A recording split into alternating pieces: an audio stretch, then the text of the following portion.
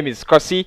In this live edition, we're going to be looking at Mikel Arteta's press conference and the reaction. He spoke about so many things. Spoke about Saka, the takeover. He spoke about, but for me, the most important part is Tierney being available, Lacazette being back, and Aubameyang being fit as well. So I think that is what is important, because this is a pre-match press conference ahead of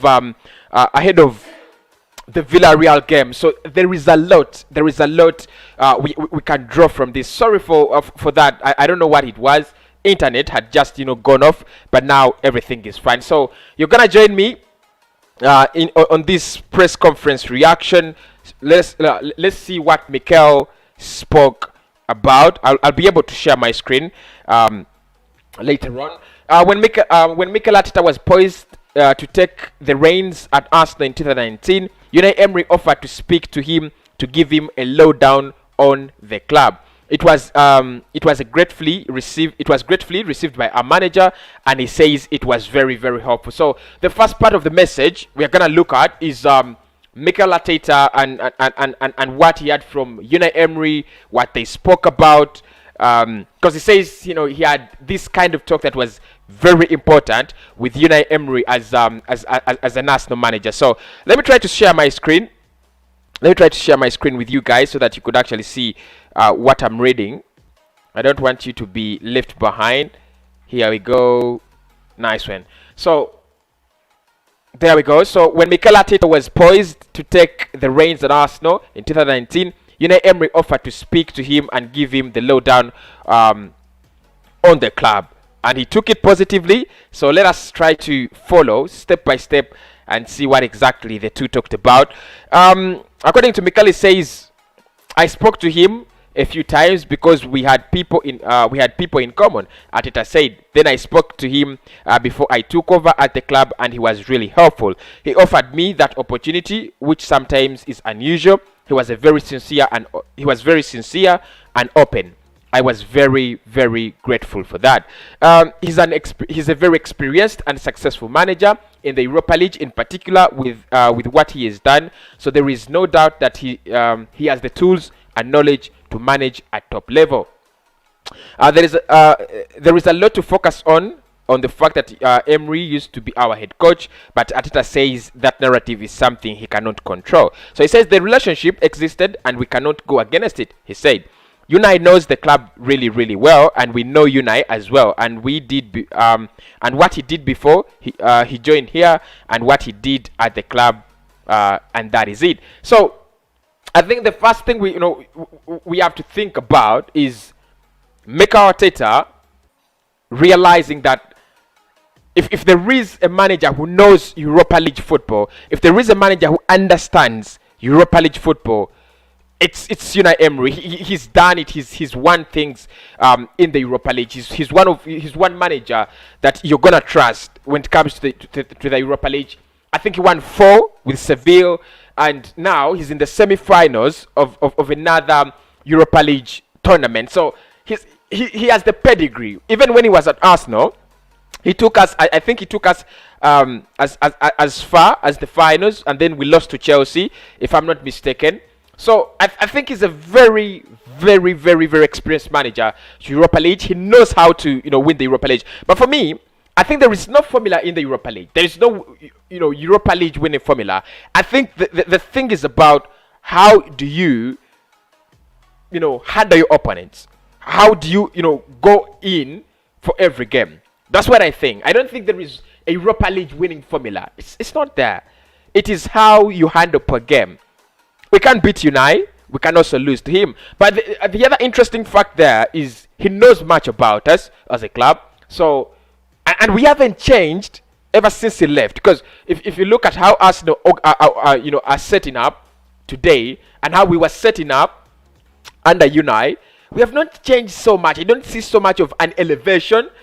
If there is a change, we have just gone down. So he knows the Granit Xhakas, he knows the Hector Bellerins, he knows the Kieran Tierneys, he signed them, he knows the Banlenos, he knows the Aubameyangs. He knows that if you have Arsenal, kill Aubameyang.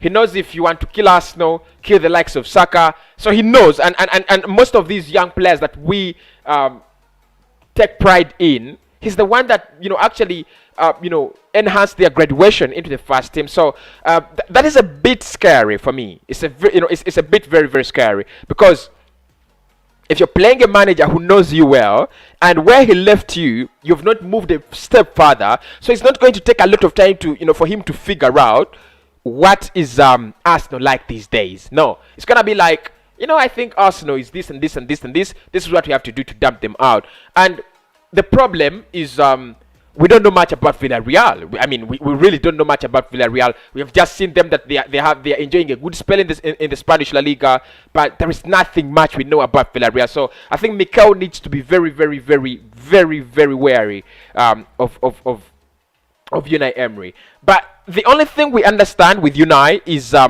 he doesn't play defensive football. You've got you need to capitalize on that. He concedes goals. When he was at Arsenal, we were our defense was a hologram. I think that is one of the things about Unai. Whether he's coaching Sevilla, whether he's coaching Villarreal, his defensive tactics are absolutely poor. I know he has players like Pau Torres, highly rated defender, but again, the tactics of the manager define what the style of play. They dictate the style of play of the team. I don't expect him to go defensive, and I don't think he's gonna be that defensive guy. So let's look at who is back in contention to the Sevilla game. Who is back? Who do we expect to be back in this game? Okay, there we go. Okay, Mikel says Mikel ARTETA had some good news ahead of our Europa League semi-final first leg against Villarreal. Our manager revealed that every player had been out.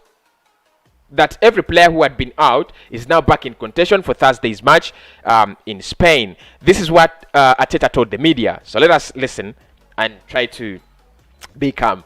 On the latest news, he said they're all in contention, all of them, including Aubameyang, Lacazette, and Kieran Tierney. They are all in contention for the game. Yes, it is good news. I don't know what to believe. For Aubameyang and Lacazette, I think that's a big boost, by the way.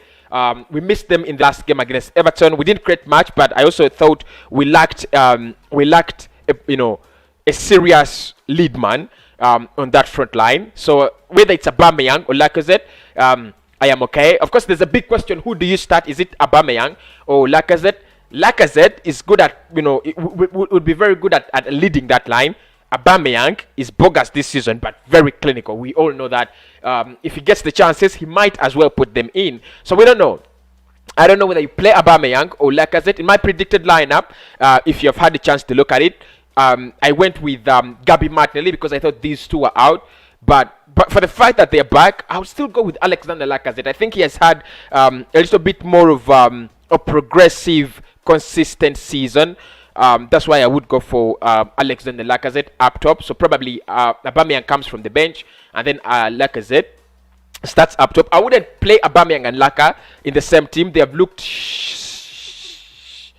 I don't want to use the word, but they've looked bogus actually when they are playing together this season, especially in the latter half of the season. So I play Pepe, Saka, and probably Alexander Lacazette. But the question is, Kieran Tierney is back.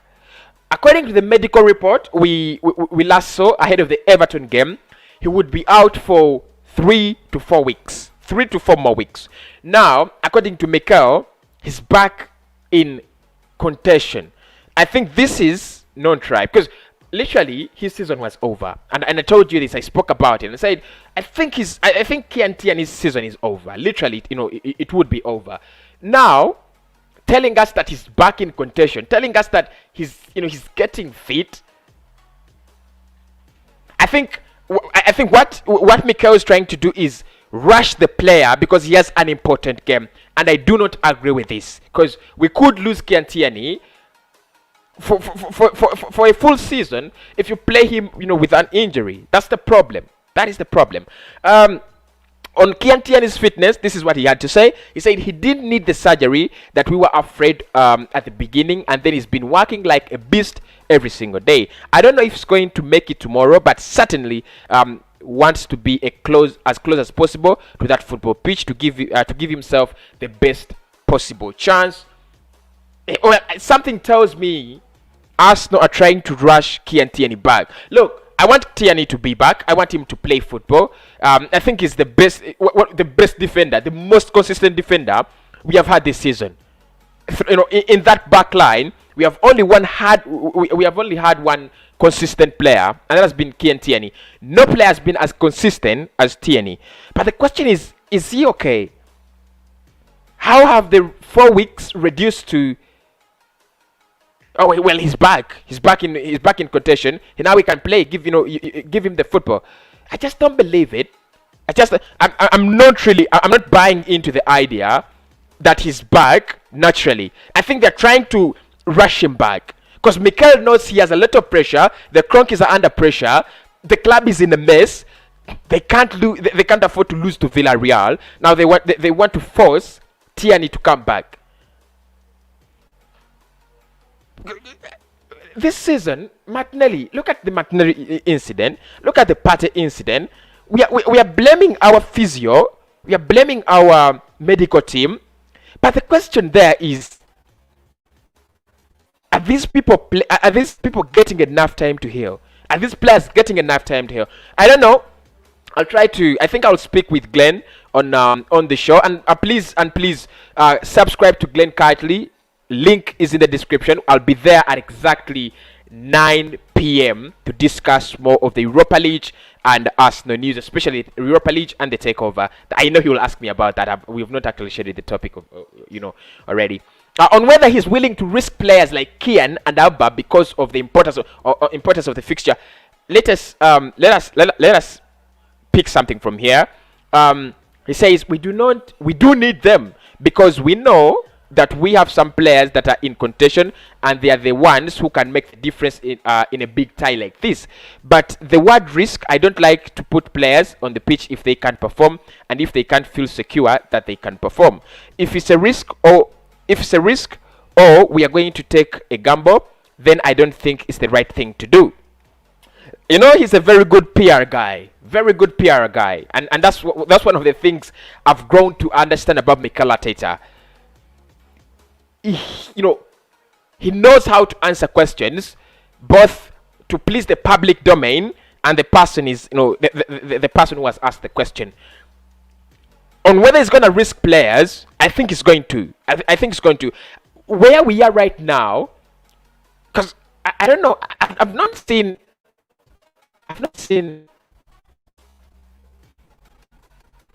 Probably we shall look at it. We shall look at it. I've not seen the section where he talks about the takeover, because I've read that on TalkSport, and if I don't see it here, I'll go on TalkSport and try to get it there. But risking players for me, we need to beat Villarreal. And it's a very important fixture. But our players should come first. For me, it's a season gone. The Europa League means something because it's a European competition that takes us to the Champions League, and a Champions League competition where we are not going to do anything. We should also focus on that. I think we don't need to rush our players back. We also had another press conference, I think from Pablo Mari. When Pablo Mari was growing up near Valencia, he took the great interest in his local side's rivalry with the club just up the coast, Villarreal. Okay, now the centre-back will go up against the Yellow Submarines in a Europa League semi-final, and admits it will have a special significance to him as a player. This is what Pablo Mari had to say. Of course, I grew up in I grew up in Valencia and supported Villarreal and Valencia. What does he mean?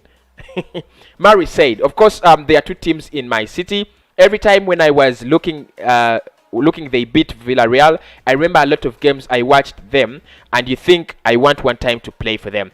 Now,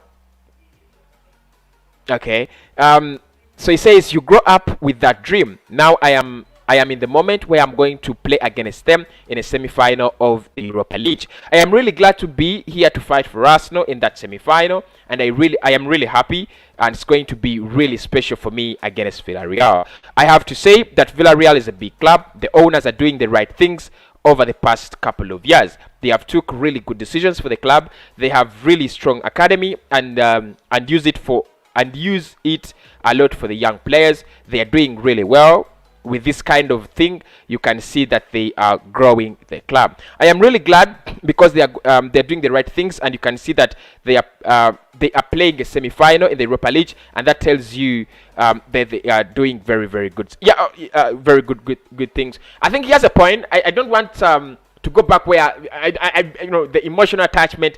I'm not too much emotionally connected these days, so I might not connect with these emotions. But what is important is we have to look at the fact where Villarreal have come from to where they are, and they need a lot of respect for the fact that they have managed to take in a manager like Unai Emery, who's been at PSG and Arsenal. It only shows you that the way they are doing things is the right way. It only shows you that they're a club that believes they need to be somewhere, and they're willing to do whatever it takes to go there. Moreno is the best striker in Spain right now. This is according to Pablo Mari. He said that Pablo Mari is well aware of the challenge we are facing against Villarreal in the Europa League semi-finals, and he says he will have to keep the best striker in Spain quiet. He says Gerard Moreno has scored 26 goals in all competitions, and his partnerships with Paco Alcácer has proved to be hugely effective domestically and even in Europe. According to Mari, says, I think we are up against one of the best strike partnerships in Spain. Perhaps, Mari said. I think they are both in great form and at the moment, so it will be tough. Let's just talk about that. Alcácer and Moreno, there's no way Pablo Mari is going to defend against them, against both of them. So probably he'll have to defend against Alcácer or Moreno, whoever Mikel Arteta will think is fit for Mari. My question there is Rob Holding also ready to handle the other part of the pair? Because I don't feel Holding is ready, to go on one-on-ones with Paco Alcácer, with Gerard Moreno, and that's why I'm really a bit scared. Really scared. According to Mari, says Moreno is doing fantastically. I think he is the best striker in Spain at the moment. Paco is doing great work too. They are different players. They both have their own attributes, and we are going to be very alert their movement and their playing style. He says, but at the same time, I think we have some great things going on for us too. I'm expecting it to be a tough game. I am sure they will do everything they can to score goals, so we need to be on guard. Mari has admired the progress of Villarreal and made Villarreal made over the recent years, and expects a major examination over the two legs against them. So this is what he had to say. First of all, we know how important the game is tomorrow. We know who we are up against. Villarreal have been doing great things for a long time, he said. The coach, the club, they are all in a very good place right now. So let's forget that they Let's not forget that they're a very strong squad with international players. They have a world champion in their ranks too. We are aware of that, but at the same time, we are aware of who we are and the team we have. In my eyes, it will be a fascinating game to watch, but we need to remember it's not a 90-minute leg. It's a 180-minute tie, and I think the team that manages those 180 minutes, the best is the one that will get through to the final. That is Pablo Mari. Of course, the man like Pablo Mari speaking to the media and Mikel Arteta. You know what? I loved his interview. Because he's honest. He's truly honest about his feelings and emotions to Villarreal. Like I said, I'm not emotionally attached to anything right now. I'm not really in that state of emotions. I'm just like wood right now. But I would understand, and I'm happy that he's following Moreno, he's following Paco Alcácer. The test we are going up against in that semi-final is not one of the easiest tests. That's the truth. one of the hardest things we're going to have is playing against an ex-manager who left us at point A and we have not elevated to point B. We have actually retarded. That's the problem. That's the problem. But I want Mikel Arteta's press conference where he talks about the takeover. Because I've seen that from Talksport. Let me just try to get the article around here. Okay, here we go.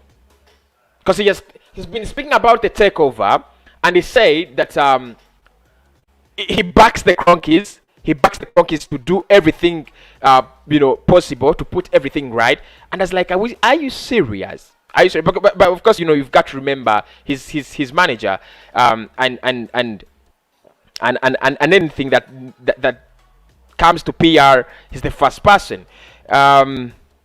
We shall also look at Unai Emery, I think, as well. We shall look at Unai Emery as well. But I need to look at Mikel Arteta. It should be around there.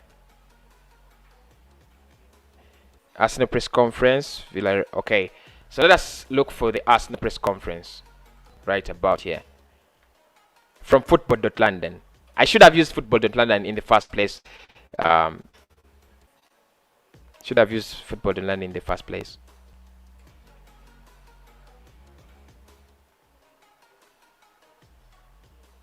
One of the things I've seen is the Arsenal website has clearly cut out everything that concerns the takeover, the Super League in their interview. They have cut it out, absolutely everything.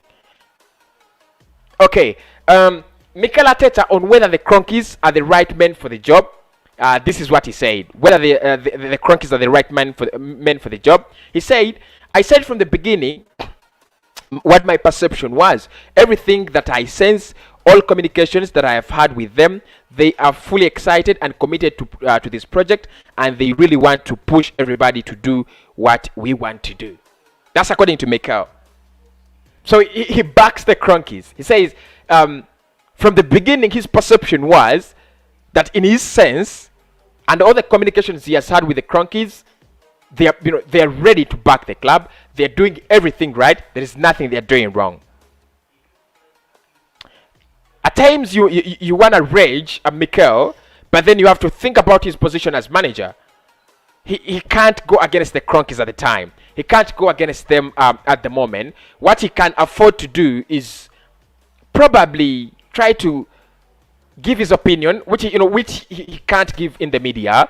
So I expect this. I expect this kind of statements. Arsene Wenger gave them to us all the time, and we thought Arsene was wrong. So I don't blame Mikel Arteta for this kind of not throwing the ownership currently under the bus, because they're the bosses. Arteta on whether ownership talk is distraction for players. He said our fans raised their voices during the match against Everton, but now we have a very clear statement from the owners. So I think it is gone. It's gone.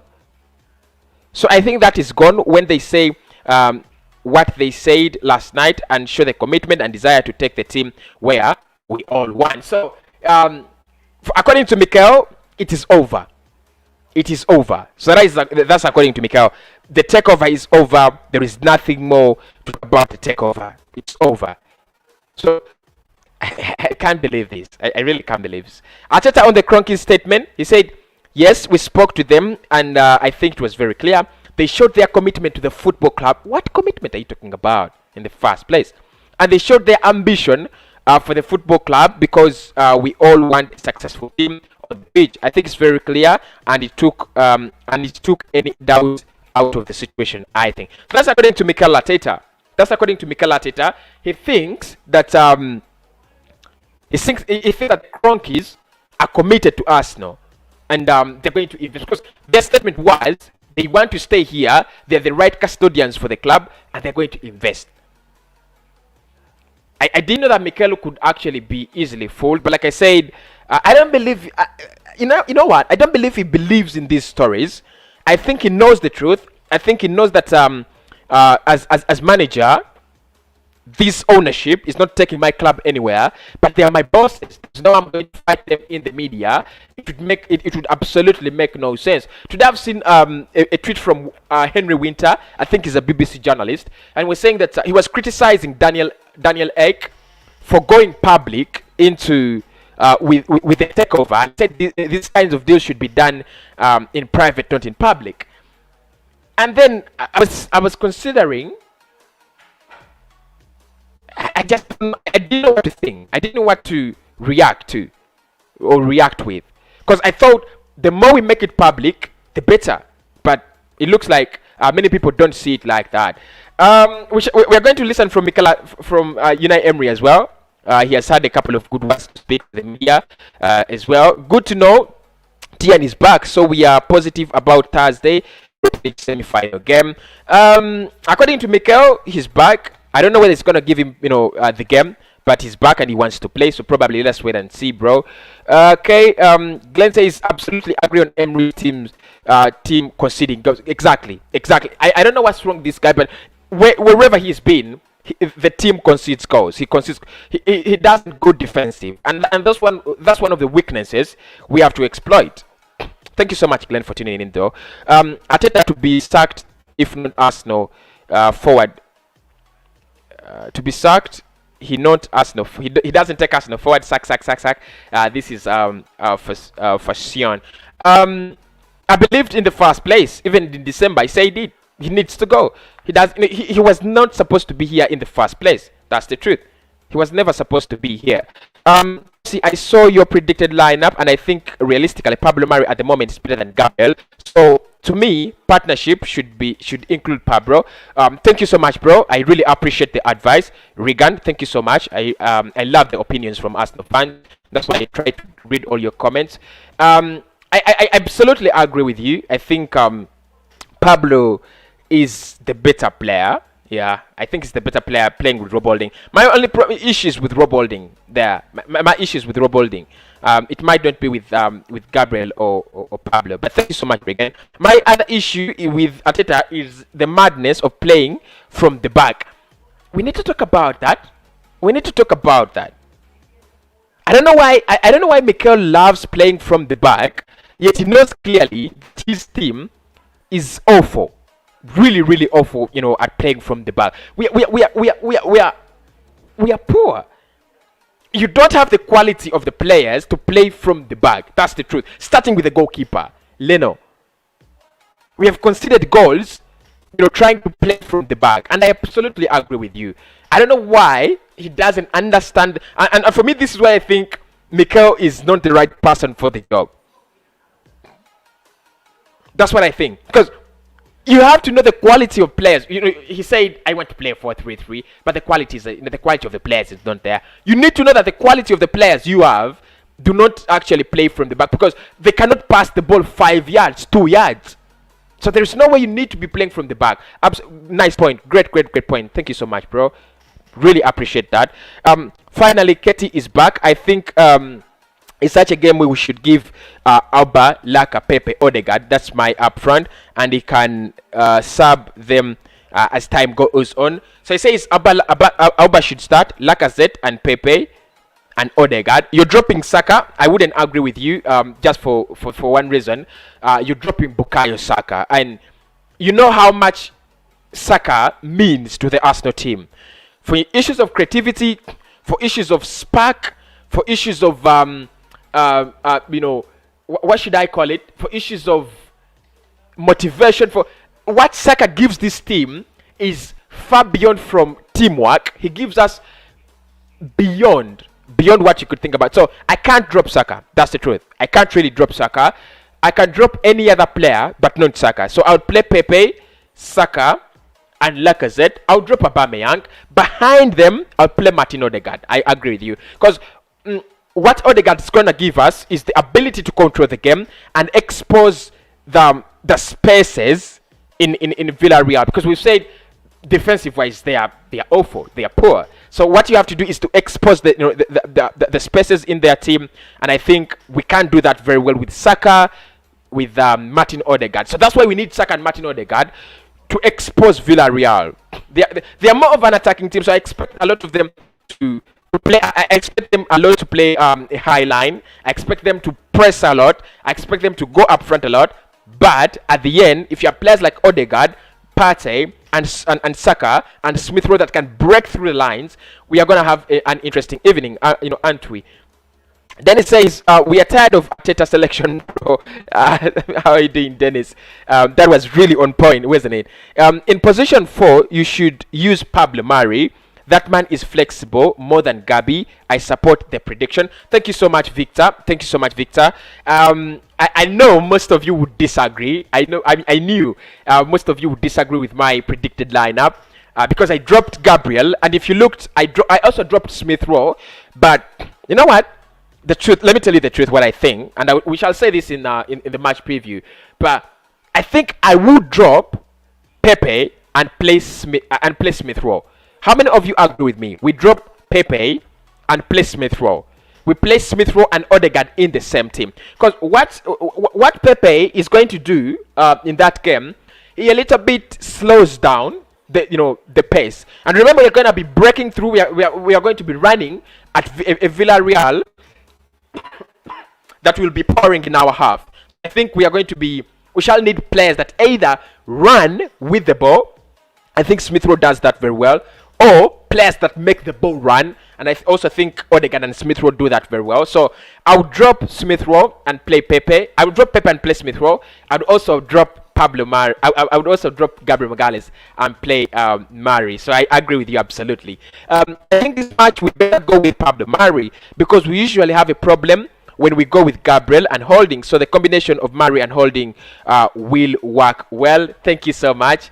Absolutely agree with you, my bro Mohammed. At the beginning of the season, let me just say this a little bit. At the beginning of the season, the two were pairing up very well. If you still remember, they were playing well. They had a very good partnership. They had a very nice partnership. I just don't know what happened to that pair. That's the truth. I just don't know what happened to that pair. Holding looks so... He looks like he's not a footballer. That's the truth. I'm sorry. He looks like he's not a footballer anymore. I don't know. Gabriel is so shaky. It's like he's never played a game in the league. Shaky. He's getting, battered all the time. I don't know. I just don't know. I just don't know what's happening with that guy. I just don't know what's happening with that guy. Okay. Still looking at some of your reactions here. I will say Pepe, Laka, Saka, and Odegaard. Pepe, Laka, Saka, and Odegaard as the attacking three. Thank you so much, Hassan. Big up to you. Middle of the pack is Thomas and Xhaka. And then behind Bellerin, Pablo Mari, Tierney, and Rob Holding. Okay, thank you so much, bro.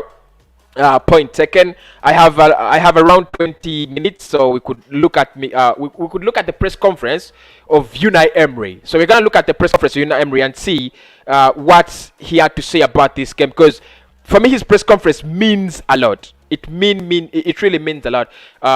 It's a game where we have a lot of tension, a lot of pressure. So let's listen from this lad. Let's see what Unai Emery had to say. Villarreal press conference live. Unai Emery on Ask the Reunion, Mikel Arteta and Stan Kroenke. So let's listen in from man like Unai Emery. Let us try to see what he said.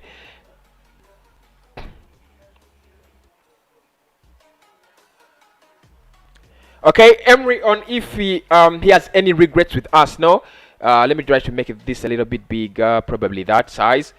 Okay, all of that.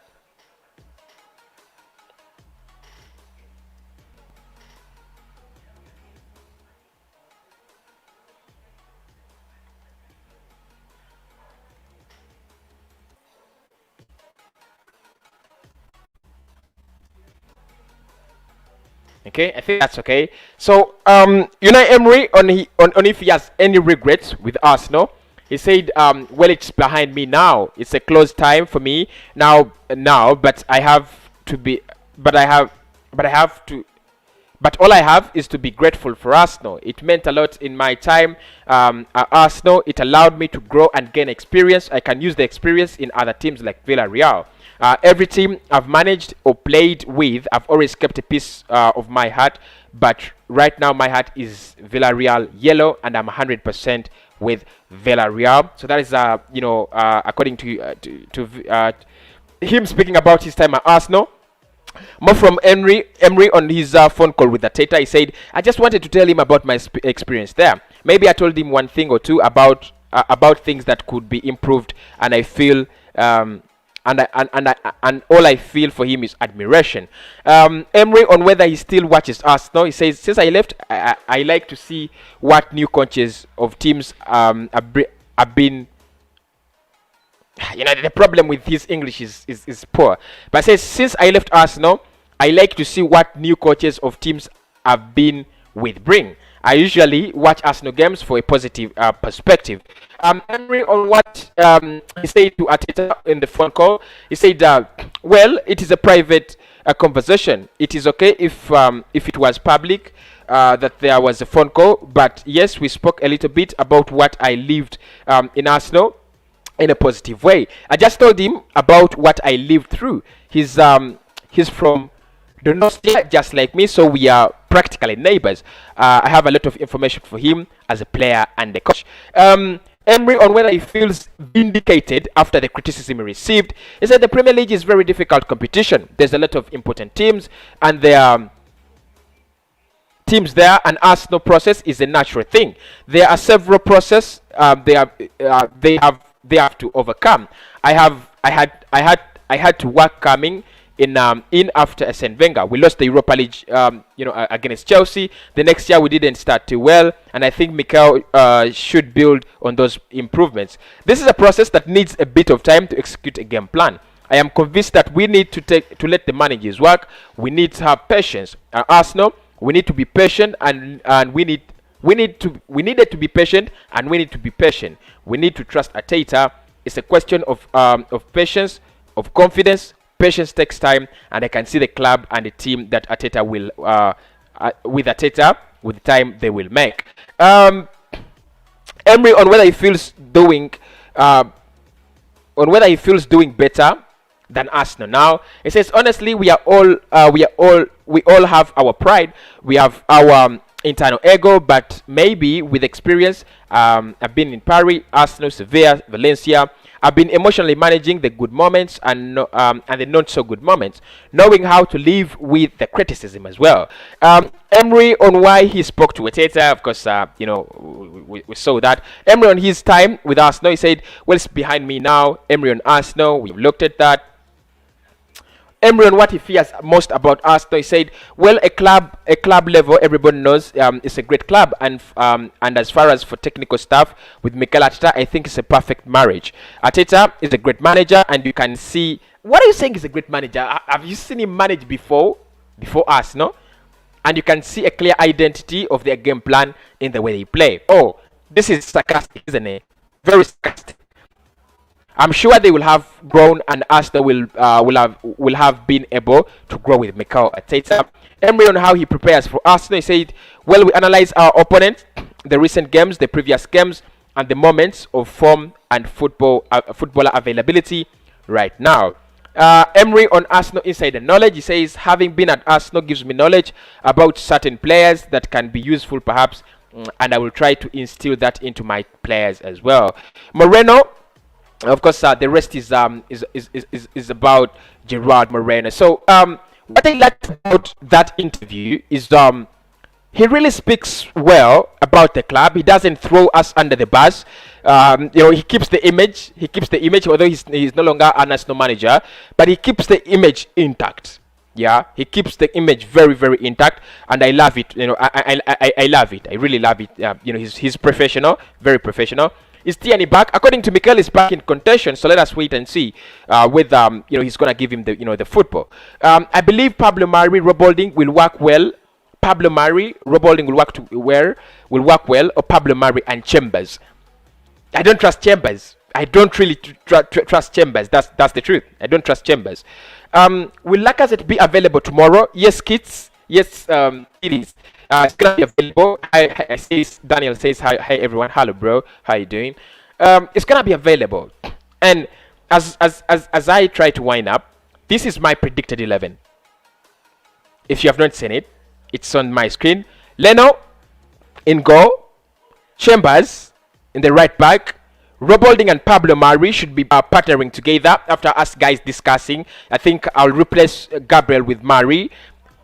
If Tierney is back, let him play left back. If he's not back, let him stay in the right back. Let us stick with Granit Xhaka.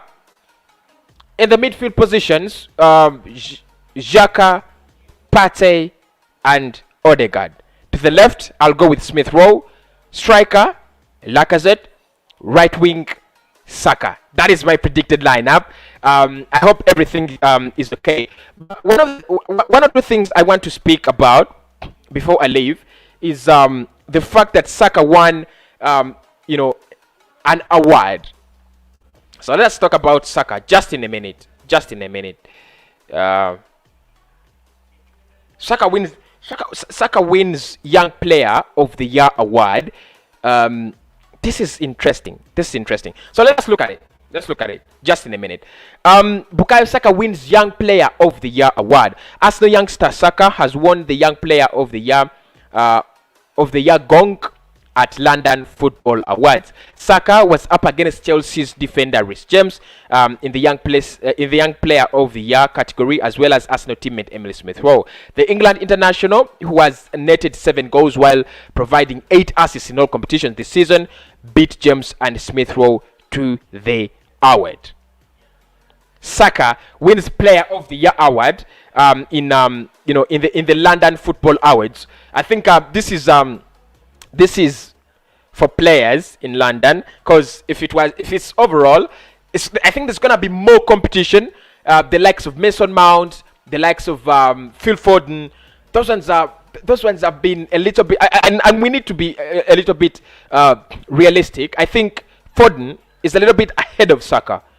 I think Saka is amazing, but Foden is a little bit ahead of him. I think he has more credit in the bank than Saka. But let's talk about the fact that Saka has been a shining stone for Arsenal this season. He has won the Young Player of the Year in the London Football Awards, beating Reece James. I think Reece James is another phenomenal talent at Chelsea.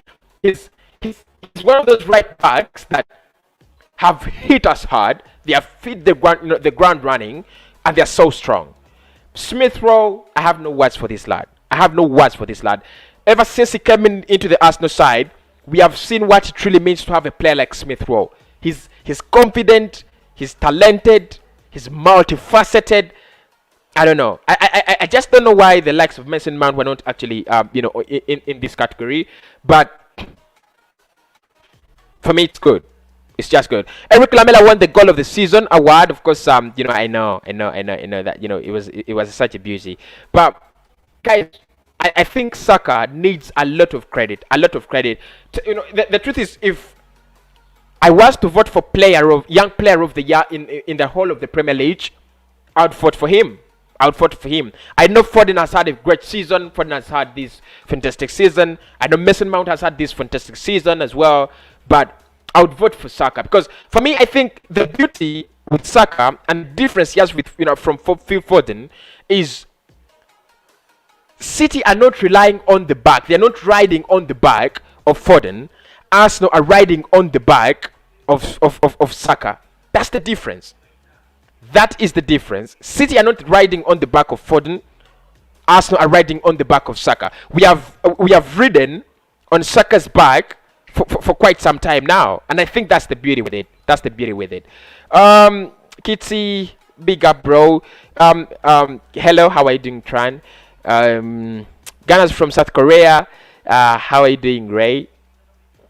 But really hate Ceballos. Surely, whenever he's given a chance, he frustrates us. This Daniel, yeah, he has had a couple of poor performances. We've got to agree to that. Hi everyone, live in Qatar. Like you, Kosi. Thank you so much, Stephen. Like you too, bro. It really means a lot when you guys tune in. Pablo Mari for Rob Holding. Thank you so much, Liverpool Hub. Guys, I'm gonna have to call it a show. I'm gonna have to call it a show. Anyone who's watching this on playback, I had a couple of minutes. I'm going to trim it out. I had a couple of minutes where things were not going well because of internet. But I'm going to be on Glenn Kitely, Everything Arsenal right now. I'm switching over to Glenn Kitely at exactly 9 p.m. So see you there. If you want to listen from me about my thoughts on the Villarreal game before we do our preview here, catch me on the Glenn Kitely, Everything Arsenal. The like target on this show is 200 likes. So if you have not hit the like button, hit the like button first. Subscribe channel next. We meet when we have to meet. As always, come on, you Gunners.